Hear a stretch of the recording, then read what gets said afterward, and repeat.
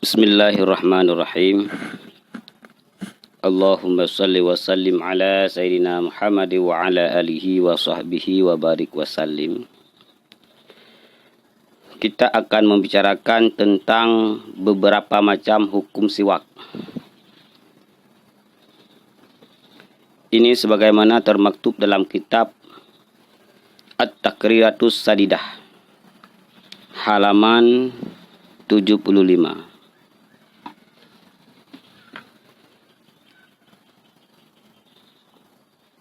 Kelebihan seseorang ketika dia melaksanakan siwak ataupun melakukan siwak, ini sebagaimana termaktub dalam hadis Nabi SAW, fadlus siwaki fil hadisi anin Nabi SAW annahu qala laula an asyqa ala ummati la amartuhum bisiwaki inda kulli salatin. Jadi Rasulullah SAW menegaskan, jikalau tidak sukar,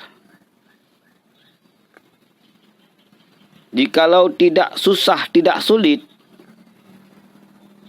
kepada umatku, kata Rasulullah SAW, niscaya sungguh aku perintahkan kepada mereka untuk melakukan siwak setiap melaksanakan salat. Kemudian dalam riwayat yang lain, bukan inda kulli salatin, wa fi riwayatin ma'a kulli wudu'in, setiap melaksanakan wudu'. Jadi andai kata tidak musyakkah, tidak sulit kepada umatku, kata Rasulullah SAW, maka siwak ini saya wajibkan, saya perintahkan setiap kali melaksanakan wudu'. Siwak adalah as-siwaku mutaharatun lil fami, mardatun lil rabbi, wa majlatun lil basari. Siwak, seseorang yang melaksanakan siwak, maka siwak tersebut adalah menyucikan, mentaharahkan, membersihkan mulutnya seseorang. Nah, ini. Kemudian siwak tersebut juga mencari keridhaan Allah Subhanahu wa taala, mardatul li rabbi, ridha bagi Allah Subhanahu wa taala. Dan juga menerangi mata. Ini adalah fadilah siwak. Kemudian hukum setiap orang melaksanakan siwak itu ada 5. Ahkamul siwaki khamsatun, 5 hukum. Yang pertama wajibun, mandubun, makruhun, khilaful aula, haramun. 5 macam. Ada orang yang wajib melaksanakan siwak, ada orang sunat yang melaksanakan siwak, ada orang yang makruh melaksanakan siwak, ada orang yang khilaf aula melaksanakan siwak, dan ada orang yang haram melaksanakan siwak. Manhum, siapa mereka? Siapa yang wajib? Siapa yang sunat? Siapa yang makruh dan lain-lain? Siapa? Kemudian di sini dilanjutkan, wajibun iza tawaqafat alaihi izalatun najasatin wa izalatu rahin karihin lis salatil jum'ati wa iza nazarahu. Yang pertama wajib, seseorang wajib melaksanakan siwak apabila di dalam mulut seseorang itu ada najis, sehingga apabila tidak melaksanakan siwak, najis yang ada dalam mulutnya tidak akan hilang. Tawakuf, terhenti kepada hilangnya najis di dalam mulut seseorang apabila dia tidak bersiwak. Kalau dia bersiwak, maka najis itu akan hilang. Maka orang yang mempunyai najis di dalam mulut, sehingga dengan siwak izalatun najas, maka siwak bagi orang tersebut itu wajib. Ini yang orang yang pertama wajib siwak. Orang yang kedua wajib siwak adalah untuk menghilangkan bau yang keji pada mulutnya ketika dia ingin melaksanakan salat Jumat. Sehingga kalau tidak bersiwak kemudian dia menghadirkan salat Jumat, yang salat Jumat tersebut adalah wajib dia hadirkan, wajib hadir orang-orang lain, maka dapat mengganggu orang yang sedang melaksanakan salat Jumat. Ketika dia membaca, walaupun tidak dengan suara yang keras, tapi kan mulutnya bergerak. Bismillahirrahmanirrahim. Alhamdulillahirabbil alamin. Ar-Rahmanir-Rahim. Saat membaca Fatihah, bau mulutnya keluar. Tercium oleh orang-orang yang sebelah kanannya, tercium oleh orang-orang yang sebelah kirinya. Sehingga orang yang berada di samping dia, baik samping kanan adapun samping kiri, terganggu, mual sebagainya, mau muntah. Maka orang tersebut wajib siwak untuk menghilangkan bau mulutnya yang keji apabila dia untuk menghadirkan salat Jumat.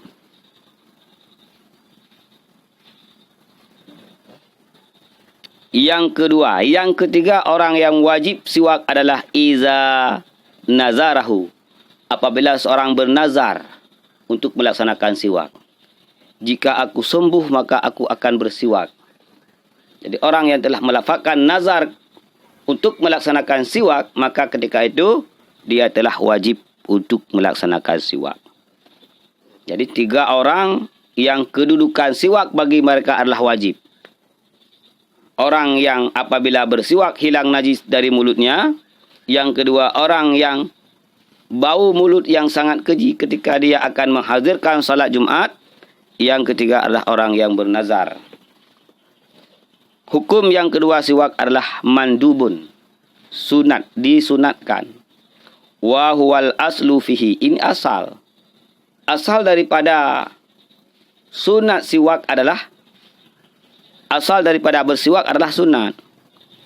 Wa yata'akkadu fi mawadhi'a asyara ilaiha ba'duhum biqaulihi. Kemudian beberapa tempat mengisyarah oleh mereka sebahagian ulama tentang syiddah, tentang begitu sangatnya sunat. Jadi bukan sekedar sunat muakkad. Yusannu istiwakun kulla waqtin waqat atat. Mawadhi'u bita'kidi khasal mubasyaru. Wudu'un, salatun, ma'a Qur'anin, dukhuluhu, li baitin, wa naumun, wan tabahu, taghayyuru. Jadi sunat yang sangat dikuatkan ataupun sunat muakkad melaksanakan siwak yaitu ketika wudu. Setiap kali kita berwudu maka setiap kali kita disunatkan untuk bersiwak, yang pertama. Yang kedua ketika salat. Setelah wudu kemudian melaksanakan salat. Saat melaksanakan salat pun maka sunat muakkad untuk bersiwak. Membaca Quran. Ketika ingin membaca Al-Quran pun sunat muakkad bersiwak. Masuk rumah.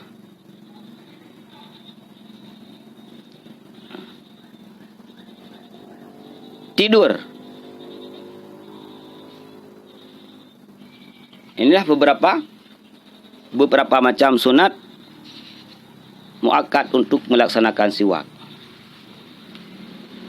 Hukum yang ketiga adalah makruh bersiwak. Siapa yang makruh tersebut? Lisaimi ba'da zawali. Orang yang sedang melaksanakan puasa kemudian sudah tergelincir matahari. Maka orang tersebut sunat bersiwak. Makruh bersiwak, makruh. Berpuasa tergelincir matahari sudah melewati batas tengah menuju arah barat. Wahtaral Imamun Nawawi adamal kirahati. Kama qala sahibu Safwatud Dubat.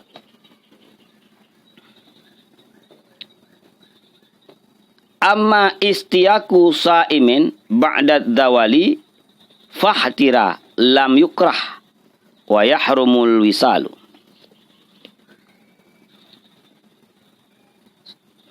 Imam Nawawi memilih, mengikhtar bahwa siwak setelah tergelincir matahari tidak mengandung unsur makruh. Nah, ini menurut ikhtar Nawawi. Kemudian hukum yang keempat siwak adalah khilaful aula.